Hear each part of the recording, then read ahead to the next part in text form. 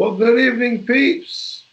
It's good to see you guys one more time. This is George Teague. I will be your host tonight. Some of y'all know me as Mr. Glue, and man, we got a bunch of things lined up today.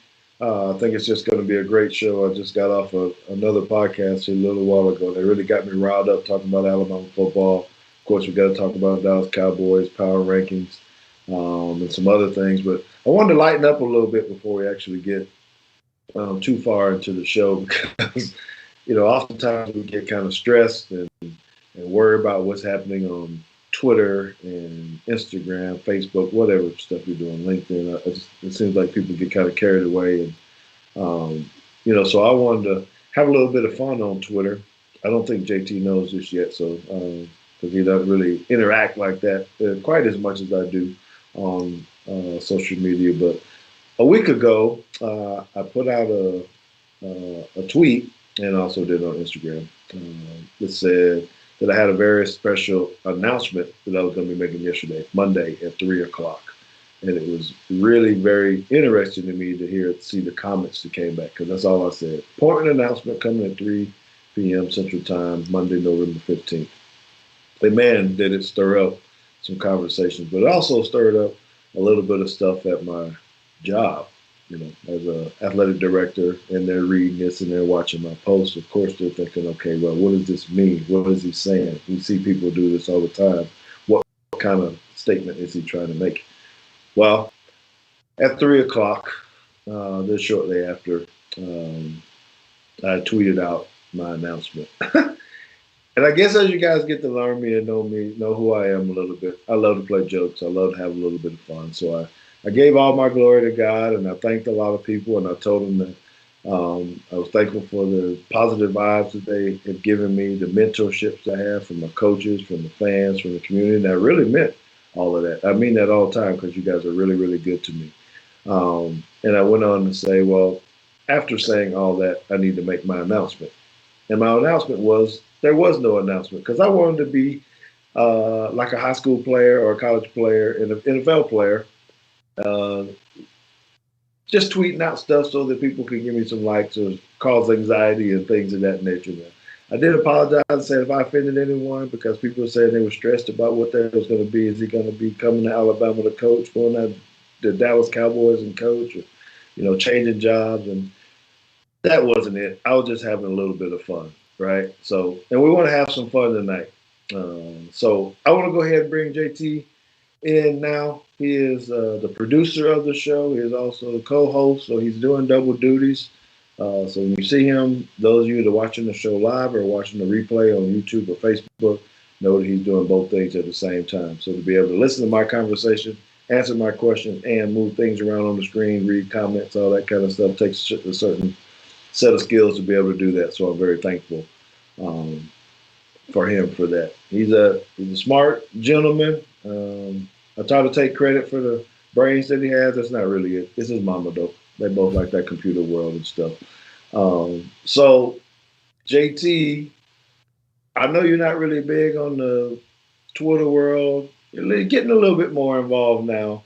I don't know. It seems like you're getting a little bit of Marvin Constant in you too, where you get a little bit sensitive or something happens and you kind of fire off these little tweets every now and again. You're not in the IG world or the Facebook world yet. I don't think you will be ever, but I played a good joke on everybody. I don't know if you actually saw it or not. It annoyed your sister to death because as soon as I'm sure it did. because as soon as I posted it, she was like, "Well, what is the announcement? Where's it going?" I was like, "No, you're gonna have to wait." So I did a very good job. I had people from my job call me, "What is this?" Well, it really was. So when I put the actual announcement out, people were like, "I can't believe this guy's out here playing around like this." But I like to have fun. So Well, it annoyed me just right? hearing it. What? That I was saying I had an announcement to make? Yeah, because now because I didn't see it. We were down in San Antonio. I wasn't paying attention to nothing, and then I was like, "Oh, what is this announcement that happened at 3 p.m. on Friday that apparently I wasn't paying attention to?" And then you get to the end of the story, and I'm like, "Oh, well, this was an incredible waste of time." Oh no, man! Hey, I got some good laughs. There are a lot of people that needed that. I have to say that. They said, "Man, I needed this good laugh today because everybody's stressed and wondering." And anyway, man, I just thought it would be good to lighten things up a little bit. You know what? Also, JT, that it's about interaction, right? It's about interaction. When you're on this thing, sometimes people don't want the interaction. We do. It's kind of like this show. We want people to be in our chat. We want to hear from people. We want them to tell us what they want to hear, what they're thinking, what their opinions are, whether we like them or not. You guys need to jump in those chats, and you know, every week, just come And on in and say what you got to say. Sure, we can have some things. Yeah. and speaking of being in the chat, Craig Young is always in the chat. Yes, sir. And Facebook all of a sudden just decided to go live. So thanks, Craig, for joining us on YouTube because YouTube was cooperating. Facebook has been live for all of 30 seconds. So the 7 minutes that we've been going has been missed on Facebook for whatever reason. But, thanks for being here. Well, thank you as always. We appreciate you. And we'll definitely catch up. And so I think that's a good reminder to remind everybody that we're going to be going to YouTube solely after Thanksgiving. So I guess after this show, we'll have one more show next Tuesday that will be on Facebook and YouTube. But after that, we're going to be straight on to YouTube all the time. So make sure that you get over and subscribe for us, give us some likes, hit that little bell. We got to get our followers up on YouTube a little bit. There's a lot of you on Facebook, and I'm just asking for you guys to spread the word, get some people to come watch us live. Of course, find your channel, your podcast channels where you can listen posts afterwards. But I know you like to see our handsome face, see what we're wearing, and see what JT's computer room looks like, his office. It don't change. So I don't even think Emily sits in that chair in there anymore because I don't think that chair has moved in a couple of weeks either. So I'll let her know you said that. But anyway, huh? I said I'll let her know you said that. So my Twitter. Okay. Well, my Twitter joke was good, and I guess I'm going to kick this off a little bit and say, hey, I'm going to be in Tuscaloosa this weekend. So some of you guys have been asking me, right, when you're going to be in Tuscaloosa. Well, me and Consuelo are actually coming to a game this weekend. We're going to go watch Alabama play Arkansas. We'll be there all weekend. I got some speaking engagements to do, some people to visit with. Should get a chance to see Mr. Burns and Nick Saban, some others. So this is going to be a good time for you right now. If you listen to this show, you better get your questions in. I know I got some questions and some comments that I want to be able to say to Nick, and maybe you got some too that I need to put in my book when I get ready to go up there. So it's going to be a good time. I think it'll be fun for us to be up there Friday through Sunday. And so I know we don't have a little poll up here, but I would like for you guys to kind of tell me. I got 2 questions for him, JT, and I don't think you've eaten at Buffalo Fields. I'm not sure if you've eaten at Baumhauer's. I've eaten at Baumhauer's. Either one of them. Okay, but you hadn't eaten at Buffalo Fields. So Buffalo Fields is actually on campus there. It used to be called Wings and Things back in the day when I was there, called Buffalo Fields now. So I'm curious to see what people think. Which one's actually better? Which one do you prefer, Buffalo Fields or Baumhauer's?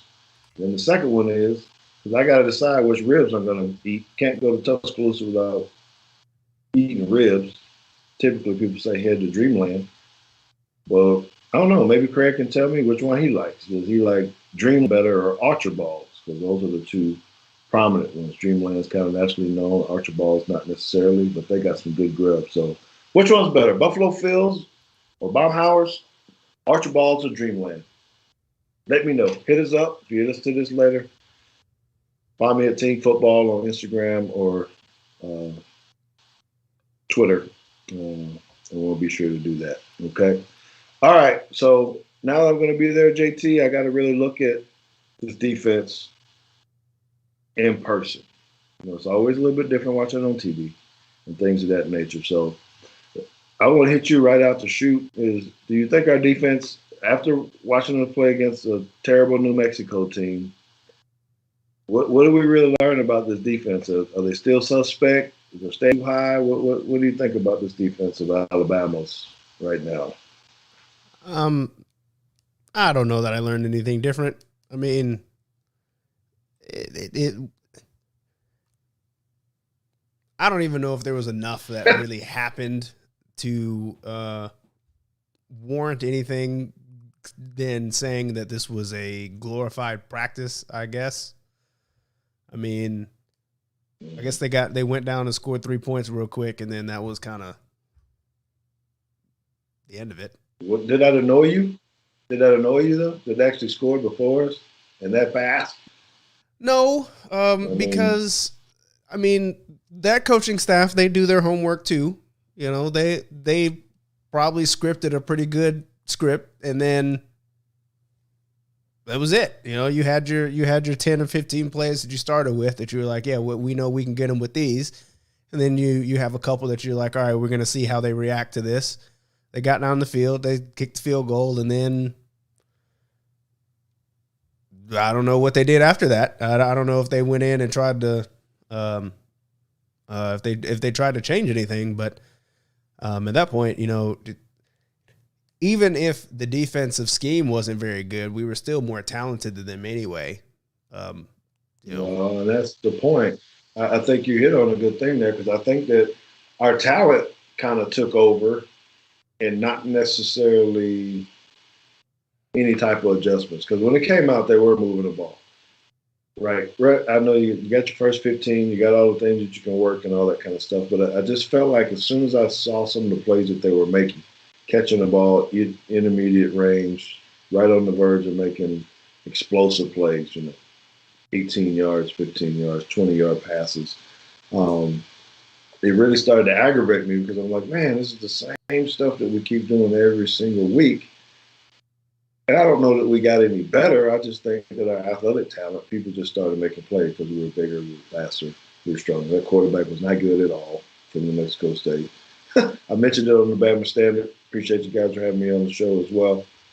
Um, their quarterback was just New Mexico State quarterback was awful, right? So um, I don't know if I should be worried about what's coming up this week when you are going to play against a pretty good quarterback.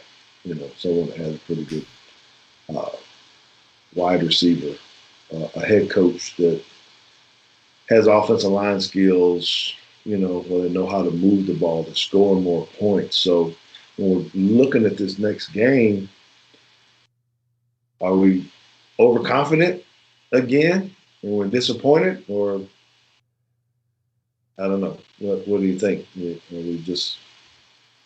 I just feel kind of blah, about this instead of excited, like, oh, we're the team to beat when we're not. yeah. Well, I said this a couple of weeks ago. I don't know that I actually said it on the show, but I at least had said it to Wesley that I don't think that this version of the team is championship caliber. But then the second sentence to that was, outside of Georgia, I don't know that I see anybody else. Like, I feel like that's just the state of 2021. Nobody really looks good. And I don't know why that is this year. Maybe it's the coaching staff. I don't know. But all the new coaches are really on the offensive side of the ball, and on the defensive side. I mean, everybody gets better too. We see Texas A&M they've got the number 3 recruiting class right now. I think they just flipped somebody from. Well, I guess they didn't flip him because he had decommitted a while ago, but they just picked up a former Alabama commit. That was a running back. But as far as Arkansas goes, I feel like Arkansas has shown – I feel like Georgia kind of broke them. They looked really, really good against A&M. They put a first half of the season together that looked fantastic, and then they ran up against Georgia, and then since then – it's like the wheels have fallen off. Like LSU, gave them everything they had. They gave everything LSU had, and you would think that they would have it wouldn't have gone into overtime with that or double overtime with Arkansas either. But I don't know, rivalry games, you got to throw the records out the window anyway. So I don't know what to make of Arkansas. They can't at any given day they can be really good, and also in any given day they can lose to Mississippi State or give up or not Mississippi State. They might have lost to Mississippi State. I was thinking of Ole Miss, but yeah, they lost to. I think they lost it. Yeah, they lost to Ole Miss. They beat Mississippi State. Well, the thing is that it's not old news. It's when you're champions and you play in your Bama, everybody's going to give you your best game, right? So yeah, we don't know who Arkansas is. We're going to be favored like this, but just like every other team we played, we got their best game. And so they're going to come in Tuscaloosa, and their coach is going to have them fired up and saying, "Hey, we can go get these guys. You've done it before, and let's go out." And we just need to try to dominate early. And I don't think we've started fast enough in all of our games, or most of our games, to where we impose our will a little bit earlier, as opposed to getting into the half. We can't let their quarterback start getting loose on us. He's elusive. He can run. He's got a big arm. He got some good wide receiving. Again, I I think this comes down between the two offensive lines. What is our offensive line going to do? How are we going to play? Yeah, because if you get the Arkansas defensive line that was just manhandling Texas A&M, it's going to be a long night. They were manhandling with 3 rushers. They weren't even sending any blitzes. Yes.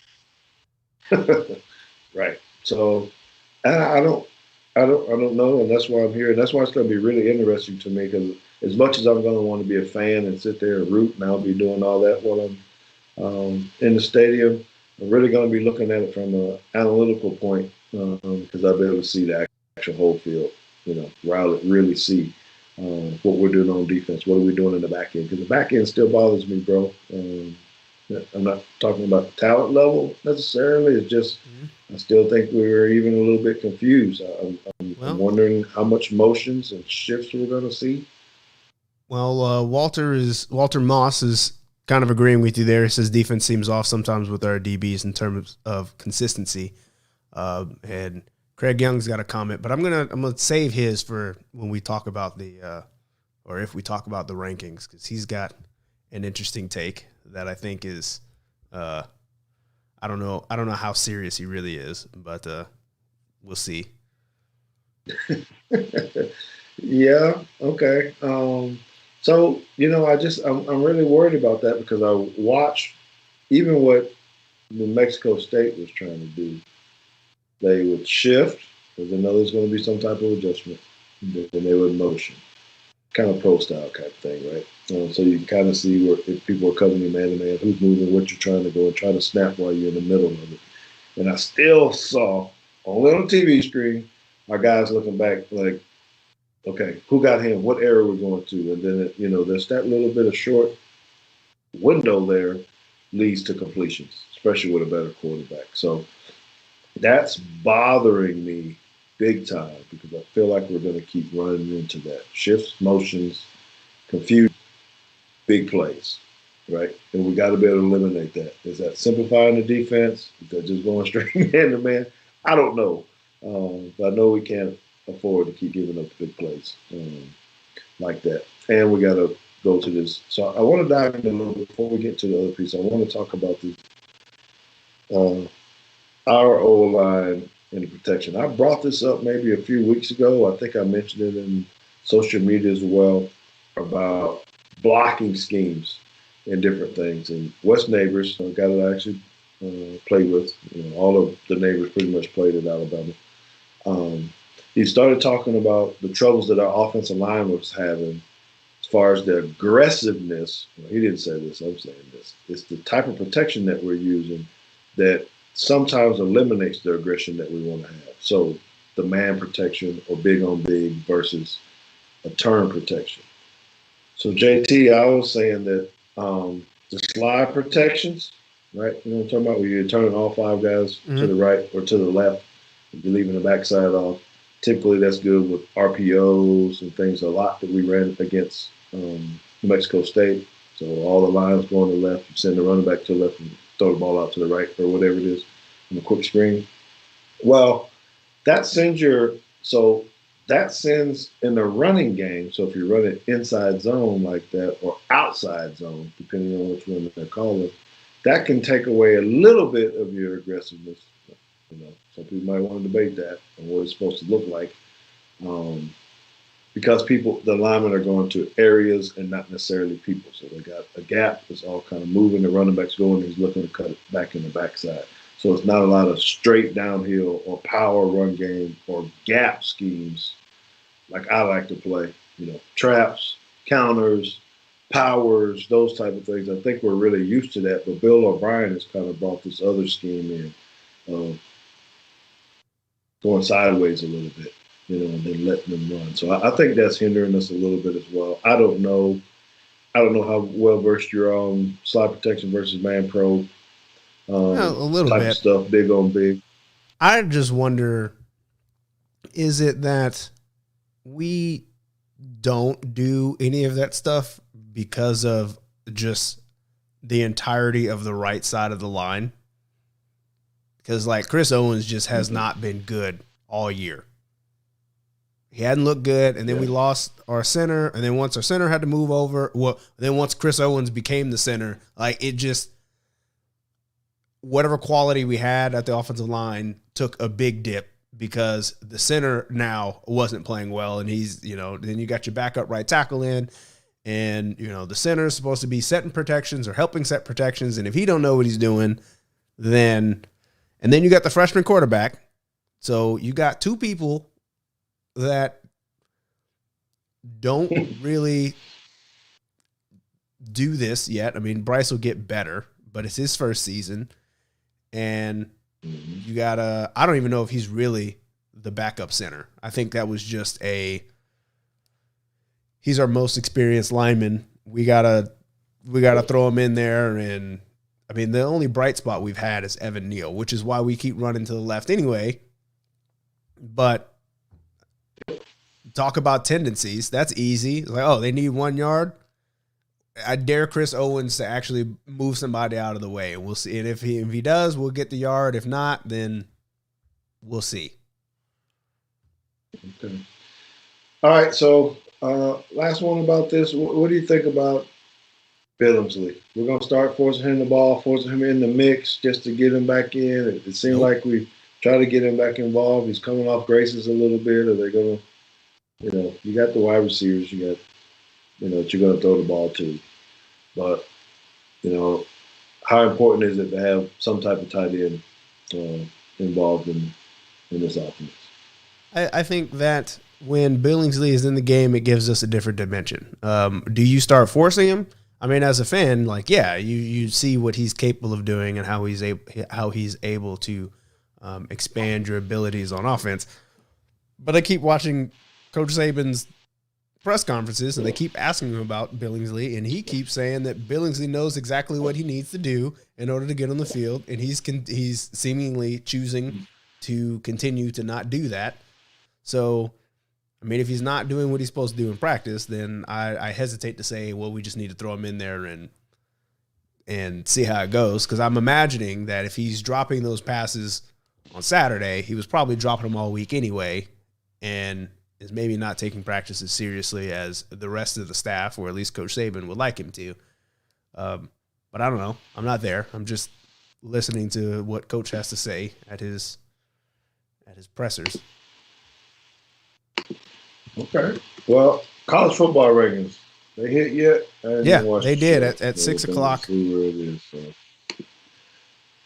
I want to see what it is. What do we got? Well, the top seven is unchanged.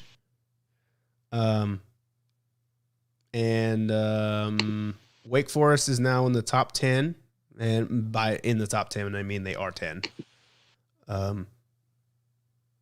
So that means Michigan is still ahead of Michigan State. I think Notre Dame has climbed up to 8. 8. Oklahoma's down to like 13, I think. I should have had this pulled up. I wouldn't quite. They're pretty much out of it, though, right? Oklahoma and those guys. I mean, you got Georgia, Alabama, Oregon, Yeah, Ohio they State, need a little Cincinnati still chaos, and they're sitting at gonna have 5. to beat somebody twice. They're either gonna have to. Who are you talking about? They might have to beat Oklahoma? Oklahoma State twice, or a rematch against Baylor. Well, so there's a big matchup coming up pretty soon. I forget who Ohio State has to play this week or the next couple of weeks. I think there's some Well, pretty they good still got Michigan and Michigan matchups State. there. Yeah, there's a good chance they could lose at least one of those. I don't know. They're getting a little bit better. I'm saying this on behalf of how does Cincinnati get in? You know, I don't. If we do what we're supposed to do, obviously, right? I think it's mathematically correct. If we win this weekend, we're automatically in the championship, Yes, we right? clinch. Still got to beat Auburn. You don't want to lose to Auburn anyway because you don't want to go in with the one loss and then have to play the SEC championship because 2 losses would be detrimental, right? Um, so I don't know if Georgia loses anymore this year. I No. think they stay where they're at, right? So we stay where we're at. I don't know who Oregon has to play, where they're at. I don't know if they, Oregon has so they have Utah and Oregon State left, which depending on which Oregon you have show up, those are losable games. They've got to go to Utah, and Oregon State is a rival. So, and Oregon State's actually look pretty decent, but it just depends on which Oregon you get to show up. If you're going to get to show up the Oregon that went to Columbus, they'll beat both of those teams. But if you get the Oregon that showed up almost any other week, they might lose one of those. well, Cincinnati's sitting right there, and so I don't know. I'm hearing. I did have an opportunity to speak to a college coach that came over to JP2. You know, say his name and where he's from. But we were talking about Cincinnati and stuff, and he's like, the team is that they got dudes. Is basically what he was saying. He's like, man, no, they got some dudes. They got some really good guys. And I don't know, maybe I'm looking at it from the blind eye, crooked eye of saying, okay, I know they're talented, but you know, can they really run with these big dogs? And he's saying they got some players. So I don't know what if the committee's got him at 5. They're waiting for someone to give him a mistake to lose for them to slide him up, I think. Yeah. So I want to go back to Craig's earlier comment because his comment was his take is UTSA is the next best team behind Georgia. What is wrong with him? What is he doing? UTSA? Yeah, I think I guess it's because they're undefeated, but and they don't have no reward for that. So they're still down wherever it is they are. I don't even know. I don't know if they're ranked or not. They are. They're ranked 22nd, up from 23. So there you go. That's a long shot, though. I mean, their defense was playing pretty good. I haven't really followed them that much this year, but I know their defense was balling for a little while. But I don't know, man. Craig, you need to leave that stuff alone, whatever it is. You my boy, you're a Teaguester, but you need to leave that stuff alone, man. So, okay, well, you know, all right. So, what do you think about the game? Give us your prediction on the game. I'll go first, I guess, on Alabama score, and I'm changing just a little bit from when I was on with Justin Riley and those guys on the Bama Standard. By the way, you can hear them at 6 p.m. Central Standard Time on YouTube, Bama Standard. Really good show. Like I said, it's very comedic. But it does get serious, and if you guys know Marvin Constant, he's always stirring up something about something. So it's a good piece to listen to, especially if you're an Alabama fan, because they're talking a lot about Alabama. All right, so on this show, I said 40-17, Alabama is victorious, for hours after I did a little bit of research and a little bit of looking. I'm going to change that a little bit. I'm changing the score to 37-17. I think Alabama wins this game by 20. Did you If you're just betting, did you looked at the line and mhm. did the calculation and was like, yeah, I think Vegas is on point here. No, I'm actually under the over under by more than what they say. I think it's at 58 or something. I'm at 54. Um, so I was at 57 the first time without knowing the line. Now I'm at 54. Um, I just think that the more I'm starting to think about this and look at it, I don't know. I don't know if we're going to have as many offensive possessions as we have had in the past to score those amount of points. I think this will be a little bit tougher road. I mean, scoring 35 points is not making it that tough. But I think that Arkansas comes and tries to give us a little bit of battle early, and then we got to pull away from them in the second half after we make our adjustments. So that's where I'm at, 37-14. What you think? I don't even know. I don't know. Um, I'm just half the time I'm worried Well, about like how bad we beat them by? So if the line is, I think they said the line was 21. 22, 25, It's 21. 21. Well, at least it's 21 as of right now on ESPN. It's 21. I got it at 20, saying we don't cover. Um, The first one I did.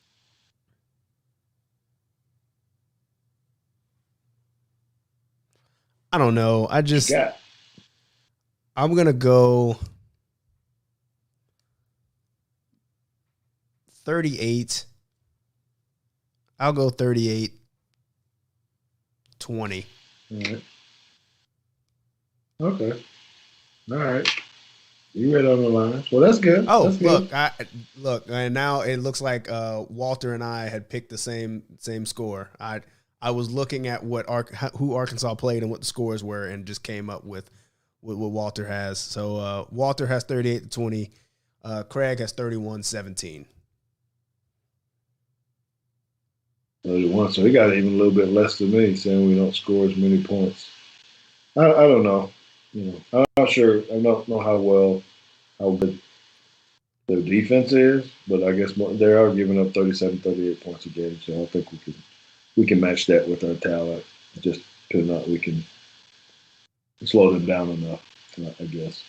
Okay. Well, there's a different set of rankings that I want to be able to switch to, and I think it kind of annoyed you a little bit. It did.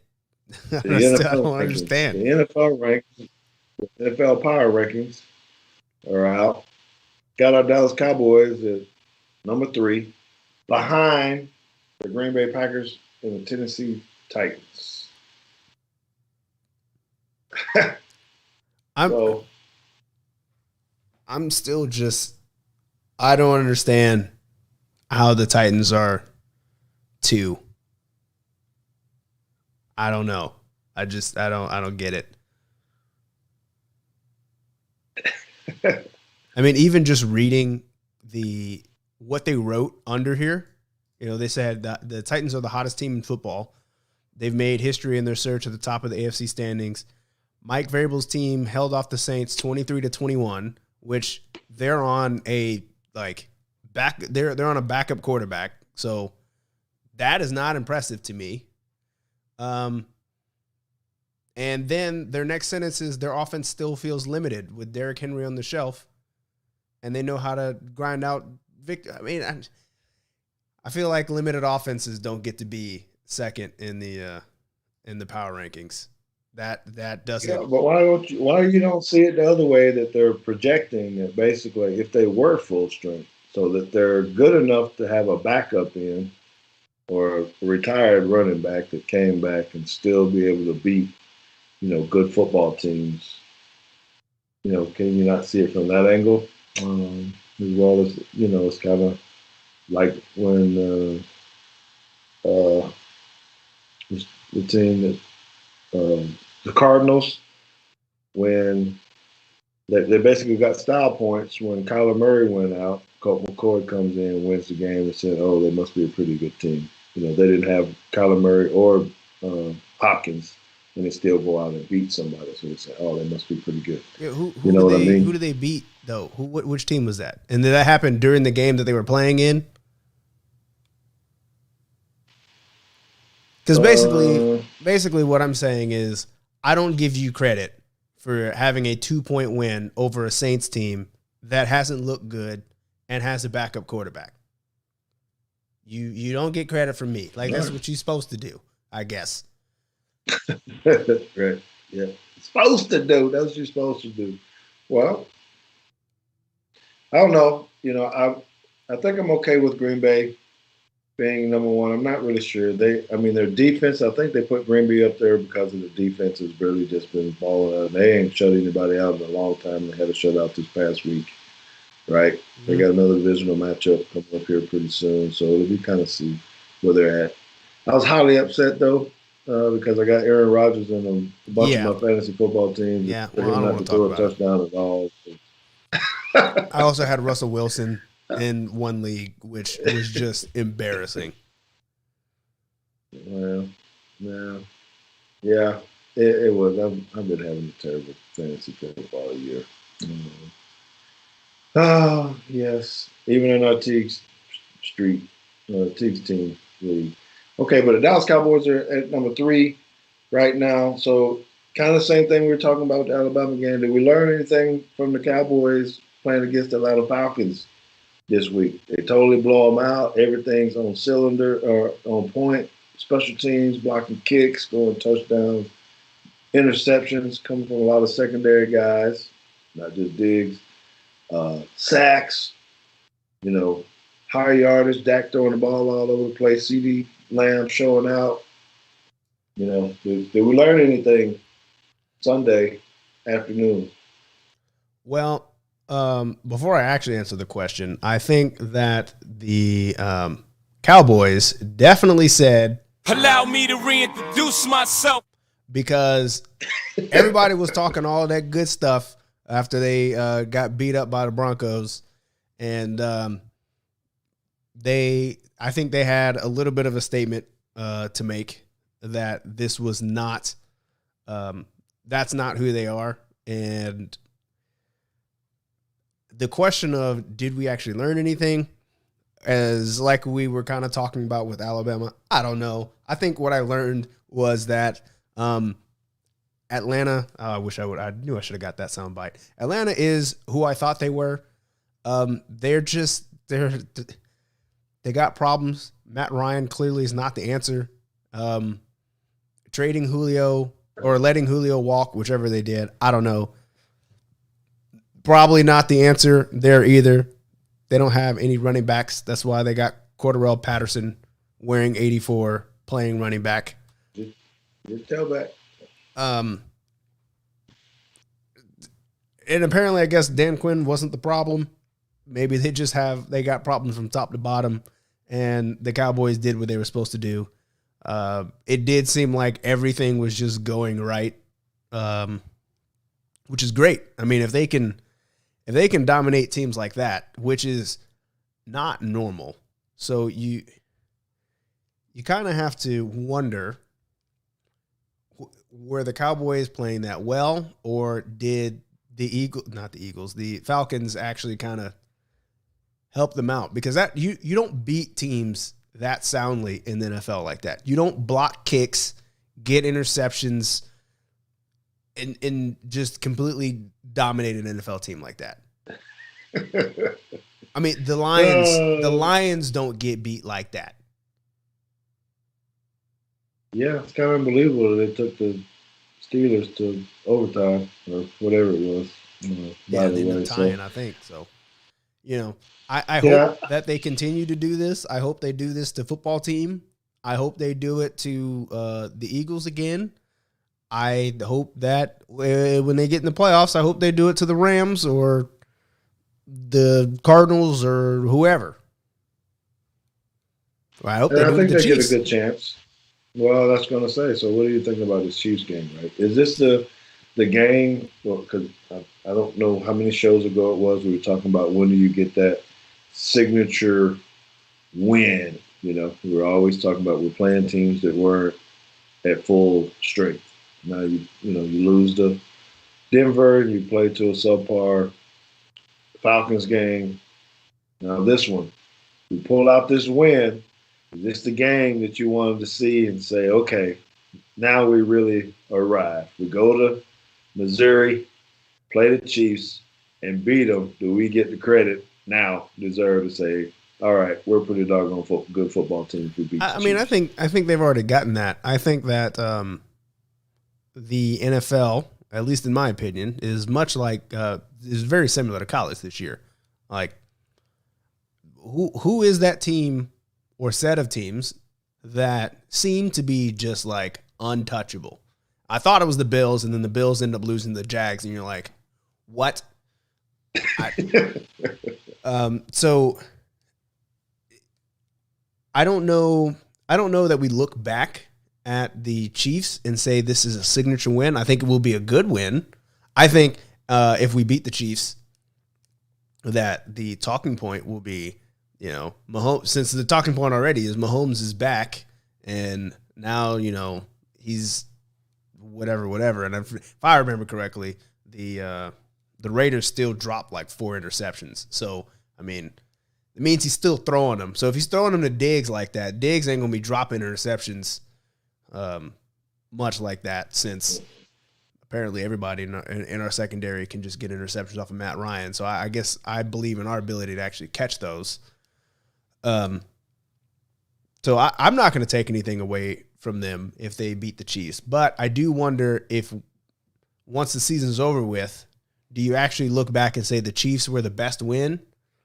Or even though the Falcons are not very good, and we all admit they're not very good, do we just look at that body of work and be like, this is when I knew they were actually for real, because they put it together in every aspect of the game across the board.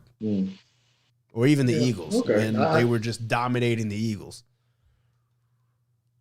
Yeah, I think we're in a really good spot with the Cowboys. I feel a little bit better about them. I think the way they're playing, and I think it's more the attitude. So when I compare Alabama and talking about the Cowboys, I don't see the tenacity, the fight, the dog, and all that kind of stuff in the Alabama defense, where I actually see that with the Cowboys. Michael Parsons and those guys, they're bringing a certain set of swagger out there that I think is getting infectious. And when you're listening to radio shows and things, I mean, special team coordinator, Cowboys is really, really getting people involved in high energy and things of that nature. And I think it's just working with the guys. So, I feel like we got a good chance to really go in there and compete. I don't know what the weather's supposed to be like. I hadn't looked at it. If it's going to be cold. If we're worried about that stuff for the first time or not. But I guess what I'm interested to hear you say or intake, but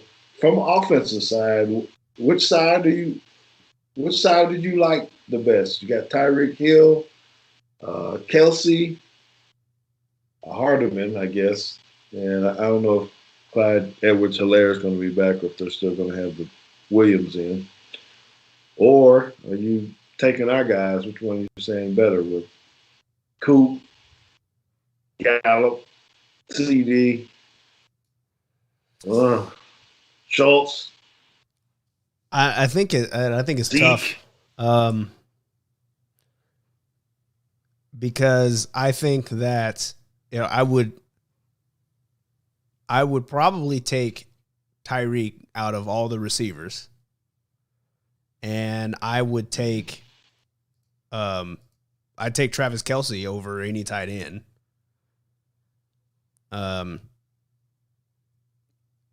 Given Your mom says he hasn't been playing up to his standard this year, Kelsey. Well, I mean, he's got a quarterback that's been throwing picks left and right, so I guess, he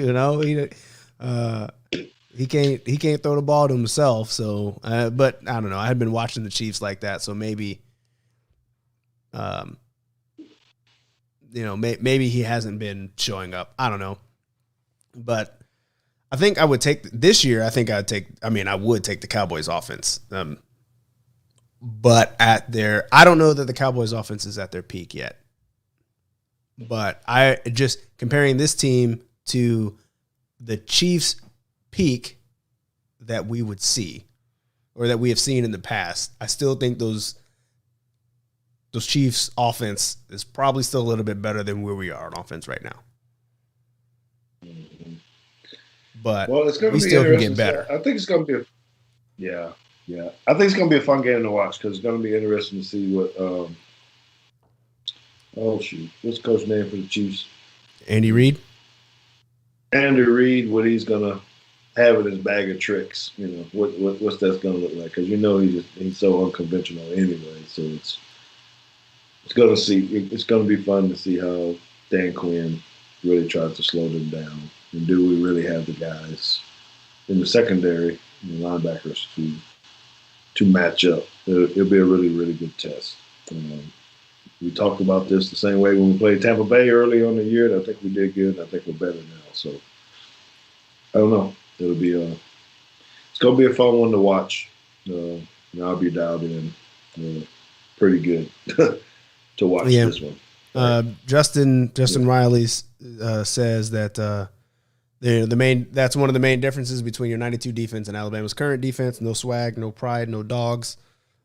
I think that this Alabama defense right now is just trying to survive, and the Cowboys defense is trying to thrive.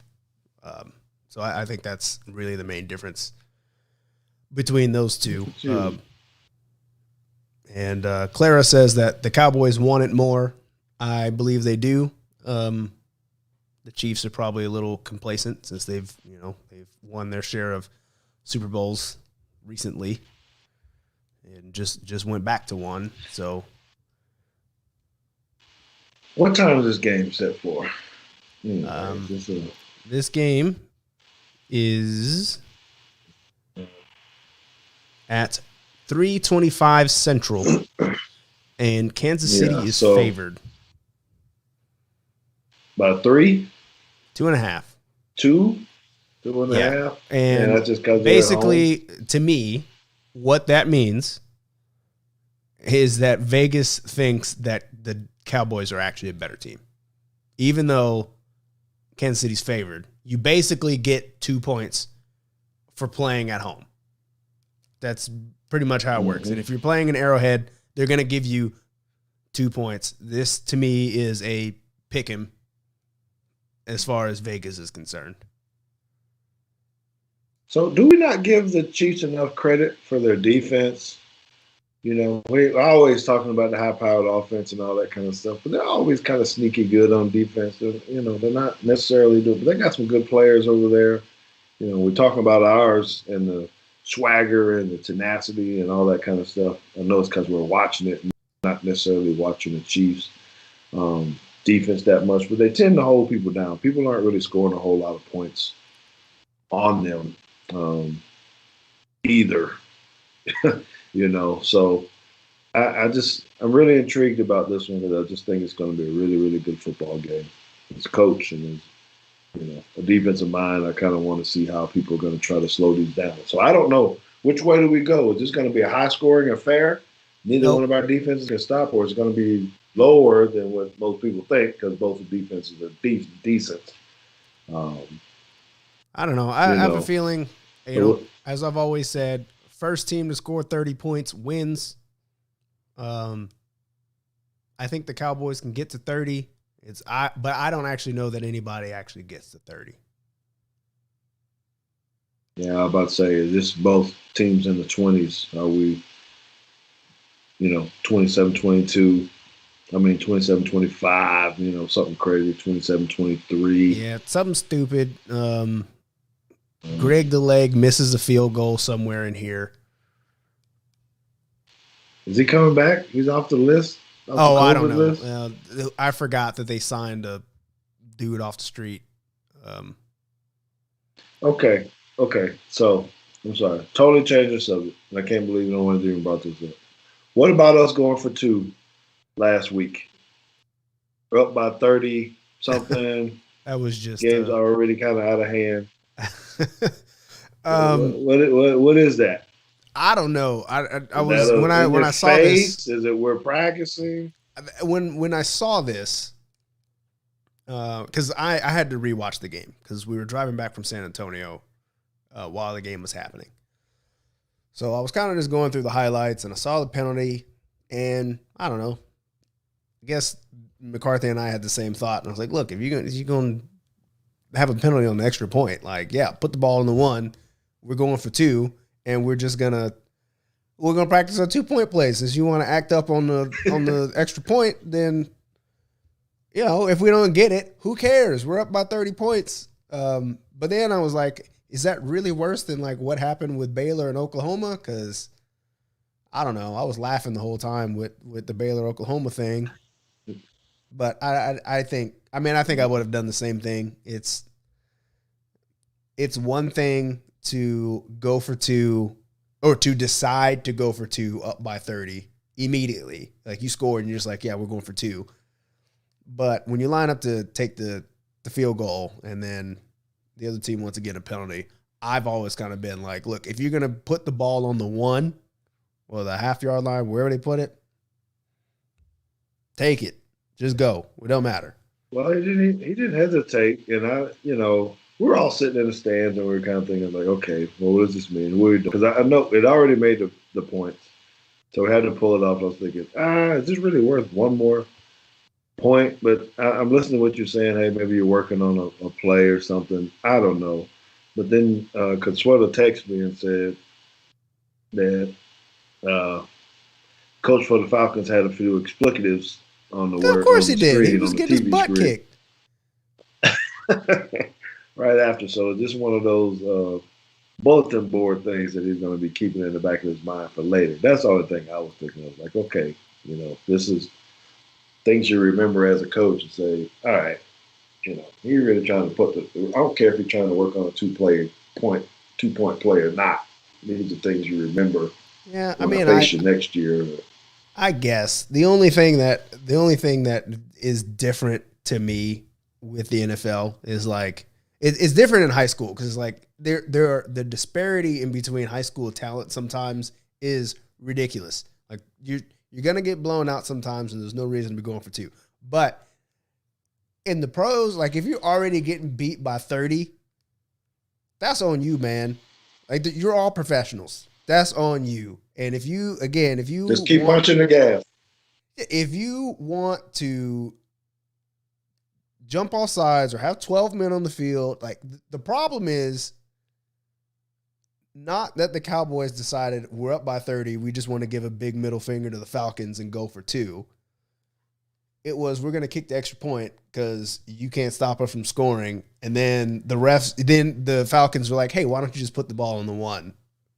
Like, you should be upset that your players can't handle the extra point and that you got a punt blocked and you threw 3 interceptions to 3 different dudes. Like there's so many other things to worry about than going for two.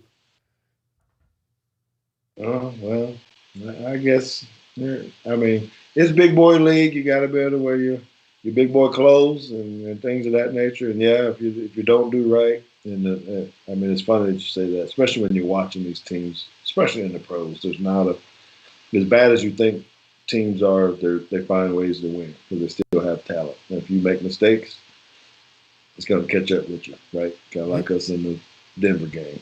That was a bad one. I hate being in there. That game was no fun at all, especially being there. It was horrible. And you wonder how it happens, And like I said, with the Oklahoma Baylor thing, at least it wasn't like you were up by 10 with 1 second left on the clock and you called a timeout and kicked the field goal just for the hell of it. Did you see that? Did you see what happened at the end of that game? I didn't see what happened, so you probably need to explain. I heard a whole lot about this, but I've never actually seen how it went down. So what happened? It is apparent that the game is over. They get the first down. Oklahoma don't have no timeouts left. Baylor has 1 timeout left, and there's 10 seconds left in the game, and the clock is running. So the students are lining up, coming down the stands because they're getting ready to storm the field.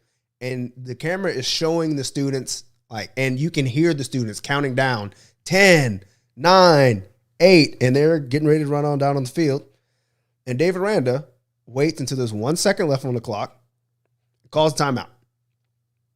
The students don't know. So the students run on down onto the field. So since the students ran onto the field, Lincoln Riley's basically telling everybody, go inside, game's over, we lost. So he sends all of his players and all of his coaches inside. And the refs are telling everybody, game's not over, get off the field, there's 1 second left. And you can hear the announcers in the stadium saying, everyone get off the field, the game's not over. So they push all the students back onto the sidelines. And the refs are spending entirely too much time trying to tell Lincoln Riley to go get his team and bring his team back out there. And Lincoln Riley's throwing a fit. So they went and they pulled their 11 guys on defense to come back out there so that Baylor can kick a field goal and win the game by 13 points instead of 10 points. So they asked Baylor's coach, David Randa, why did you do this? And he said, based on the tiebreaker rules, if there's a 3-way tie, it comes down to points. So we kick the field goal, which I kind of believe him, but at the same time, it's like, yeah, but I think you really did kind of just want to stick it to Oklahoma in that particular moment. But Lincoln Riley's not shy of hanging 60-something on somebody, so I guess what goes around comes around. Yeah, that's dirty. That's nasty. I don't know. I get it. I don't know the college tiebreak rules. The Big 12 tiebreak rules. It is not everybody, but the Big 12, basically, it's head-to-head if it's 2 teams. But if it's 3 teams and, you've all beat each other, then it basically comes down to who beat who the worst. And I think somebody beat Oklahoma, or somebody's tied with 10 points. And he was saying apparently when they came into the game, they knew they needed to beat Oklahoma by more than 10 points, and they had an opportunity at the end of the game to do it. So he called a timeout, kicked the field goal, and beat them by 13. I wonder what the real rule is on that, though. I know you got the people, but can you actually run a play without the other team out there? Yes, you can. So that's why I said I don't know why the refs were doing the most, saying bring your team back out there, because there's no minimum requirement for the number of players that need to be there. And this happened in the NFL game. I just remember being a kid. Maybe somebody listening can tell us, but I'm pretty sure the Bills had ran off the field, or the Bills were in the game. I don't know if they were the ones that left the field or not, but nobody was there, and they ended up just going for 2 because there wasn't a defense on the field. Taking the points. Yeah. Well, they could have got a touchdown out of this thing instead of a field goal, perhaps. Yeah. I don't know. Yeah, because I don't really know that. I think it'd be kind of hard pressed for me to take my guys back out there. I don't know. I don't know what that would feel like. Regardless, but I understand tie breaks and different things, because you as coaches, you're always looking at, especially if you have some kind of point differential, you have to. Sometimes it looks like you're being ugly or mean, but I think those are things that you definitely talk. And maybe they talk to the official about it beforehand, because we try to do that. They always ask us, right, JT? All right, what's the meaning of this game? Do we have to have the extra point at the end of the game if you score a touchdown and time is expired? Do you still need to kick the extra point or not? And yes, we have to, because if it's under 17 or whatever it was for us. So anyway, before we wrap up, I'm looking forward. I think, yeah. Before we wrap up, Craig Young had a question that he asked a long time ago that I've been holding. I know the answer to it, but it's for you, so you answer. He says he has a question about you being an AD. Do you send your seniors' films to big universities or just small schools in Texas? No, we send our film out to big schools. We've done really, really good with the recruiting. Now, one thing that we do, I would say, is that we're honest about talent level. So when we're talking to parents and kids, so if you're 5'6", running 5'4", and you're playing wide receiver, I'm not sending your film to the University of Alabama. I can say that. So we do have to talk about what the real level is, because some parents and kids may think that they're better than what the scouts might think. So we try to analyze, we say grade, based upon what the film looks like, how they're playing in the practice, what they're going to do, because we have to talk to those college coaches. They come in, I think I mentioned, was it on the show? I'm already getting confused. It's the concussions, I guess. And, when we have a college coach come on campus, we just had one come on, they start talking about different things. We got to tell them the truth, because they look at the film, what is there, and then they kind of look at you like, you think this guy can play for us? And there is some selling that we have to do. There's a good art to it. All high school coaches can't do it. I can tell you that. Some people do get screwed. I know I'm going a long tangent here about this, because it is. Some coaches don't do what we do at JP2. I can say that. We got a lot of guys that understand talent, and they have good relationships, and they can call people. And yeah, we had people that we thought could play at Alabama or Clemson or Michigan. But we also guys that say, hey, you know what? You need to go to UCF or Houston or some D2 school or D3. So, yeah, it's an art to recruiting as a player and as a coach. Hopefully that answers your question, Craig. I think it's a great one. I do appreciate it very much. Yeah. And then other follow-up from the beginning, we had 1 vote for Archibald and 1 vote for Dreamland. So do with that as you will. I mean, they got to go to both places? Good Lord. And 3 days. Quick score updates. Walter Moss says he has the Cowboys winning by 2 touchdowns. 31-17. Clara says 23-17 Cowboys. Ooh, interesting. And Craig says ribs on him at Dreamland. If we can even get in, I might have to go on Sunday or something. I don't even know where Craig Justin is. also votes Dreamland. Okay. Well, either way, I'm coming back with some Dreamland sauce. So I'm definitely going to have that. But, you probably don't even know when you eat my Dreamland sauce when you mix it up in here. But anyway, brother, I think it's been great, man. I do appreciate all the interaction. We thank all the teachers for coming in and being part of the show. We absolutely love it. We're going to continue to do this. There's a lot of football left. A lot of good things are going to be changing. Make sure you're tuning in. Again, find us, hit us up on social media platforms. Tag us, do whatever, right? Come on in and get in these chats. Tell your friends about us, things of that nature. We're not asking for much, just interaction. That's the main thing that we want. So you can find us Tuesday nights on YouTube. Make sure you're logging in at Teague's Take and finding us there. So it's been another great show. Man, I got to get up early. I got a long day tomorrow. I got an open house at the school, so we're going to be at the school all night. So I want to be up all night tonight. So we're going to go ahead and get off this thing, and we look forward to seeing you all again next Tuesday. Same place, same time. Peace out.